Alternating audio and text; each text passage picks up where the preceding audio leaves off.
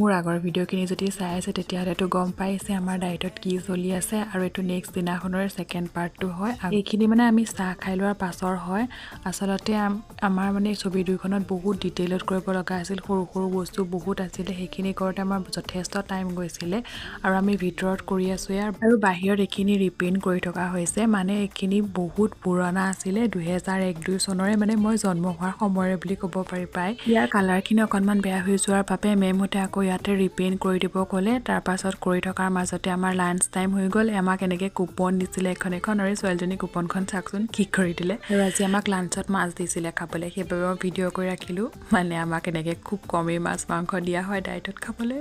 আৰু এনেকৈ আমি গোটেইখিনিয়ে খাই ল'লোঁ। আৰু এই দুয়োটাই দেখিছেনে মোক এৰি আগে আগে খাইছিলে, সেইটোকে মই মানে কৈ আছিলোঁ দুয়োজনীকে। তাৰপিছত আহি পেলাই আকৌ আমি লাগি গ'লোঁ সেই কামত। আৰু এটা বস্তু দেখাম হা, আমাক মানে ফাৰ্ষ্ট টাইমতে এনেকৈ চিলাই কৰিব দিছিলে। আৰু এইটো দেখিছেনে কংকনা, জুম্পিতা, গৰিমা, আমাৰ তিনিওটাৰে মানে বেলেগ বেলেগ গ্ৰুপত আছিল, কিন্তু এনেকৈ দেখি আজি ভাল লাগি গ'ল ফাৰ্ষ্ট টাইমতে কৰা কিবা এটা কাম। মানে সঁচাকৈ ক'বলৈ গ'লে DLED কৰ্চটোত মানে ফাৰ্ষ্ট টাইমৰ পৰা এতিয়া ফ'ৰ্থ চেমলৈকে আমি বহুতখিনি নকৰা কাম কৰিব লগা হৈছে। কেতিয়াবা মানে খঙো উঠে আমাৰ, কিন্তু পাছত আকৌ ভাল লাগে।